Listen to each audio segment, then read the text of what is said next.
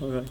The cultural transplantation of English and its implications was explored most insightfully by Braj Kachru in his studies of Indian and South Asian English first, starting in the 1960s, and by him and Larry Smith from the 1970s.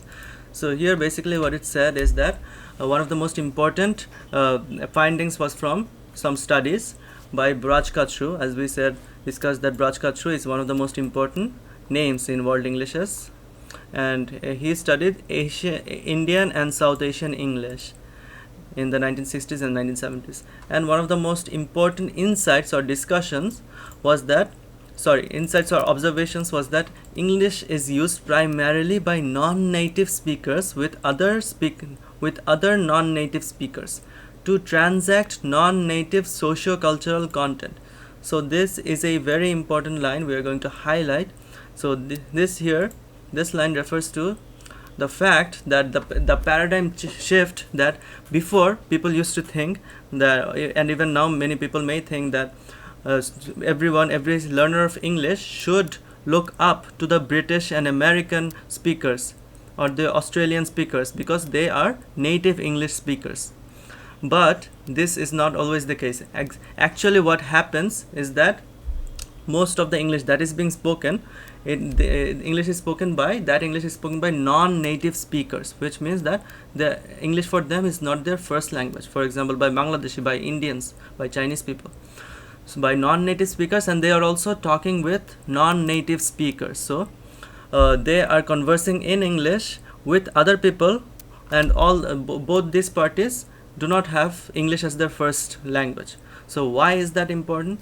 It's important because the idea of transacting non-native sociocultural content. So the word transact refers to exchanging information, okay?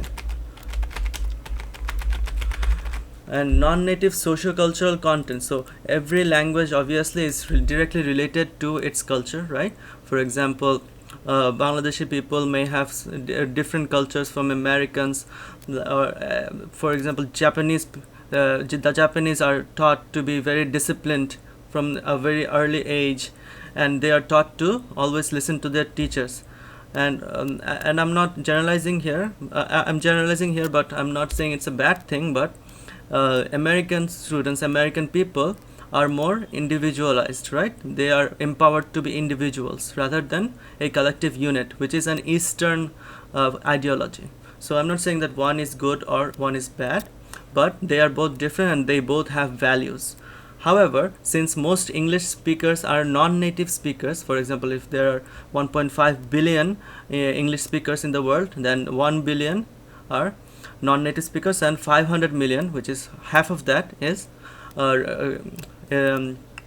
native English speakers. Therefore, we shouldn't just think that the American and the British context is the main. It is not the norm, and it is not what should be taught to every English speaker, especially if they also have they do have their socio-cultural content, right? And we shouldn't just follow American and British English because those are very culturally removed from our cultures. This dissociation of the English language from its Anglo means English, Anglo or English American cultural roots, which is deterritorializing, as Ortega has termed it. So deterritorializing, territory means an area, right? So an area which belongs to someone, which someone owns. However, now the ideology, the shared belief is that actually English is not owned by the Americans, it's not owned by the British, but wherever it is spoken, it has different cultural content, it may have different structural content as well. So it is deterritorialized. The D is a prefix. This prefix refers to it's a non-territorializing, or D, like it's breaking apart the territories. So that's why now English is not the territory of the Americans or the English. The British was seen in both the post-colonial context, for example African context where Africa was colonized, or Indian context where English had acquired indigenous functions, and elsewhere indigenous refers to native. Indigenous functions and elsewhere where English was used as a foreign language. For example, in China, in Japan, there English has always been used as a foreign language, and English does not have official status there. Even in Bangladesh, English doesn't have official status, but in India, English does have official status. In the former colonies, English emerged as a powerful force as an intra-national link. So intra, as we said, intra is within. So within the country, within the country's link language of the educated elite with a wide functional distribution in many powerful domains. Means that in the former colonies, like in Africa, in India, so English became a strong intra-national link. Like within the country, people used language for many purposes. For example, in education, administration, law, commerce, media, culture, and creative literature, forming an important indigenous constituency. So it became rooted to the identity of these colonial past colonies of the British. In the foreign language context too, for example in China, English spread for purely instrumental purposes. So remember the difference between instrumental and integrative. So instrumental means like a tool, like for means for other ends, means for ends.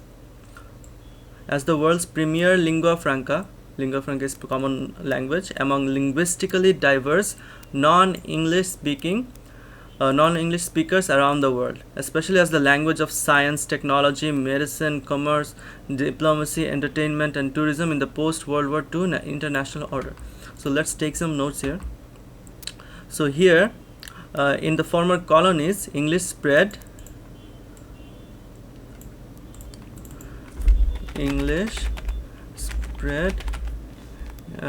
Or English was used internationally, right, within the own country.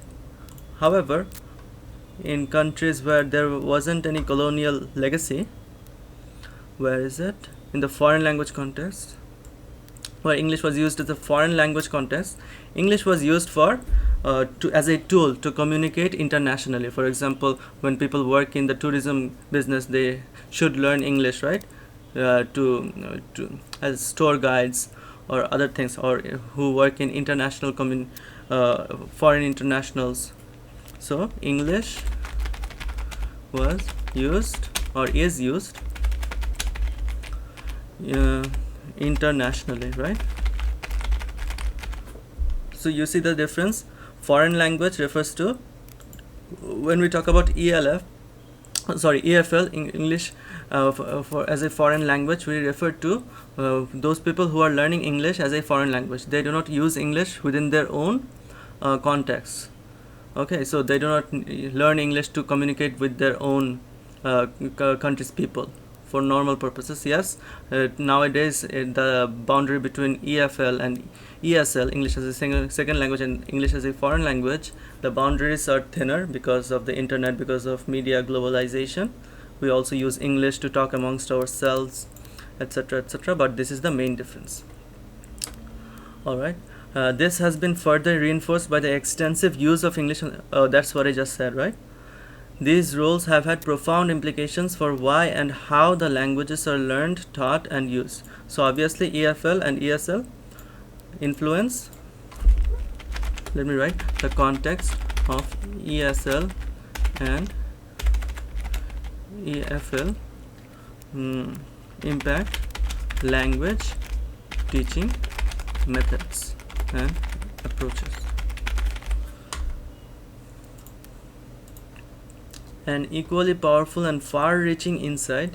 Far-reaching means very looking forward, and insight means observation, is the recognition of the impact of multilingualism on English and vice versa. Alright, so English is obviously impacted by this multilingualism, right? Like there is a separate Indian English, and even when American English, even there's animosity between British English and American English. There's Australian English.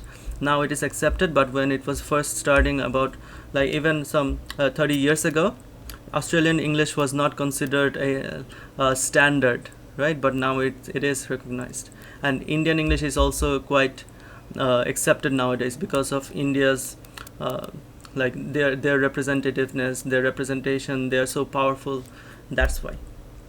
So multilingualism affects English, and also English also affects multilingualism, right? Like, because we know English, we also may disregard our mother tongue, or some of English also comes in when we are using our mother tongue. So it's bidirectional, right? Not unidirectional. It is not just one way effect, but two-way effect.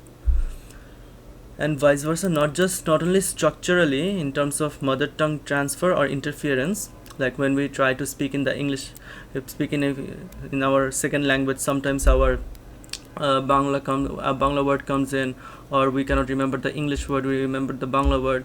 So for accents, if we have a thick accent, sometimes our English accent is not like the British or the Americans, and it doesn't really have to be. So we'll talk about accent in a separate video, inshallah. Leading to accents and errors. So here again, errors are the word errors is written within quotation marks. So the writers Sridhar and Sridhar don't really believe that these are errors. These are just different ways of speaking, different ways of writing. We shouldn't think that the American way or the right way and any other thing is an error. We shouldn't think like that. But functionally, like, it's not only structurally but also functionally, leading to indigenizations of English. Like when we use English as our own way, as Chinua Achebe said, as Raja Rao said, that Indian English, African English should have an Indian flavor, have an African flavor, respectively. As well as Englishizations of scores of other languages. So it's not unidirectional but bidirectional. Of course, English also affects our own languages as well. Kachru showed that the types of English that had developed in the second language contexts were not random errors. So Kachru showed this, but products of productive, systematic grammatical processes, resulting not only from acquisition processes but also especially from coexistence with other languages. So I want to add something to this. So I was reading another article from this course, World Englishes. So there it was said that there are two, for example, think of two words, predate and postdate. So the word date, it has the suffix predate, which means it happened before, something predated someone. Okay, so predate, it's a word, and postdate means something succeeded, right? Something happened afterwards. So postdate, both words are considered correct words and they're in the dictionary. However, postpone is a word, but prepone is not an accepted word. And why is that? Pre and post, these words are also used in other words as well, these prefixes. For example, I just said predate and postdate. However, postpone is accepted and prepone is not accepted. Why? Just because prepone was first used and it became established by an Indian speaker of English, by Indian English. So just because Indian speaker of Indian ethnicity, of Indian geography, that person said this, so and not an American, not a British, or not an Australian. If an Australian person had said and had made the word mainstream, the prepone, then that word would have been accepted. But just because it was an Indian who did so, it is not being accepted. Like there is resistance against it. So this is definitely a form of racism, you can say linguistic racism, discrimination. So let me write it here, write a comment here. Post date and predate are alright. I'm also giving quotation marks to connote that these are considered alright by English speakers, native English speakers. However, prepone is not.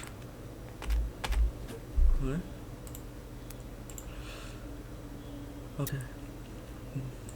These Englishes had developed to enable expression of culture-specific ideational content. So, as I said, that culture is very important to language. Language is born out of the culture and is affected by it, thus following an evolutionary path similar to any other natural language. So, the way Indian English, the way Bangladeshi English, the way other Singapore English, they are developing right now. So, these are not just artificial ways of development.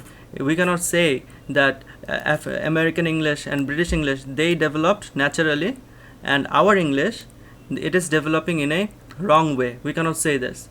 The way that languages develop over time, like we all know that there are different hip words, right?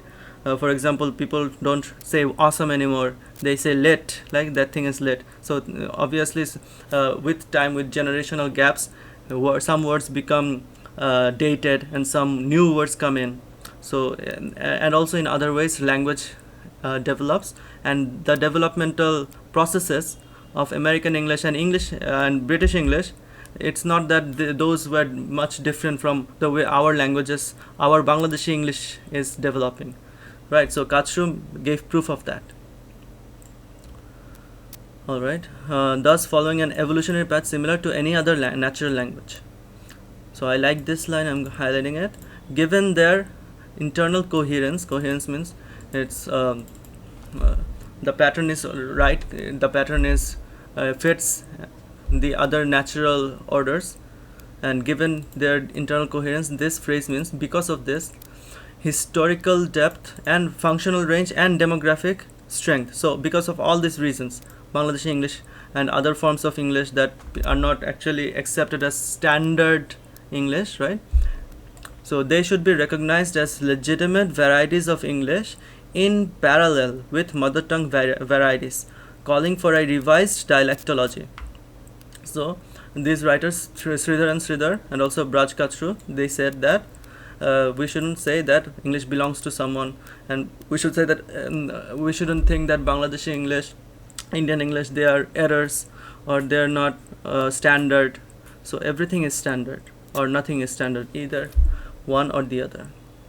The radical implications of this diffusion are captured in Kachru's famous pronouncement. I do not believe that the traditional notions of codification, models, and methods apply to English anymore. As Bolton notes, this pluricentricity of English has become the new orthodoxy in English language teaching and social linguistics, although mainstream SLA has yet to fully catch up with this reality. So up to now, Sridhar, they were saying that how World English is put this ideology on the map, that English should be plurally centered. It should be considered like that. However, at the end of the sentence, they are also acknowledging that SLA, mainstream SLA, most people, the way most people think about second language acquisition, this has yet not fully caught up with this reality. The bridge is not yet fully built.